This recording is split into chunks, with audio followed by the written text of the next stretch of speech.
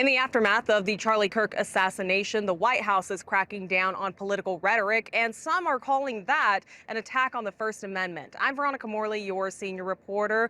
And following ABC's decision to reinstate Jimmy Kimmel's late night talk show, I sat down with local legal experts to understand the fine line and the debate over free speech.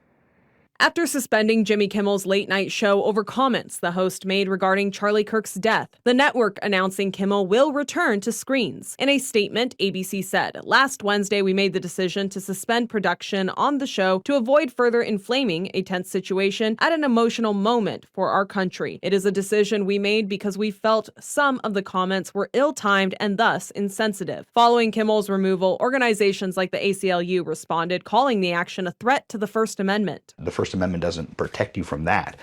The First Amendment does protect you from the government coming in and saying, you're not allowed to say this thing, or threatening the platform. If you don't censor the speech, this particular thing, we're going to regulate you. Criminal defense attorney Clayton Campbell explains in this case it was private companies that pulled the show. It's important for people to recognize that the First Amendment doesn't protect you from private individuals. It protects you from the government, and only from the government. Campbell noted that should the government try to influence a company's broadcast censorship, that would be a violation. Civil rights attorney Oliver Ma said he believes that's the case here. ABC pulled the Kimmel show after pressure from the Trump administration, right? After calls from his administration officials. And so that is where we get into the First Amendment territory, because the First Amendment doesn't only stop the government from coming in and literally shutting down a show or a news program or whatever. It also stops the government from going behind the scenes and pressuring a channel, right? The way that we've seen that happen. During a monologue last week, Kimmel said that President Trump's supporters were trying to, quote, score political points, and suggested that the accused shooter was, quote, one of them. The chairman of the FCC threatening to take action the following day. The FCC didn't take any action against ABC over Jimmy Kimmel's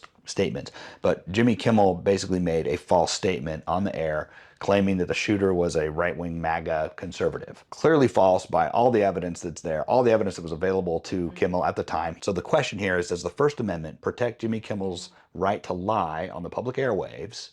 And does the federal government, through the FCC, have the power to regulate him even though he's lying? In their statement, ABC continued, "We have spent the last days having thoughtful conversations with Jimmy, and after those conversations, we reached the decision to return the show on Tuesday," end quote.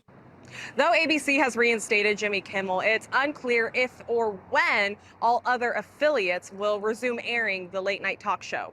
In Bakersfield, I'm Veronica Morley, your senior reporter.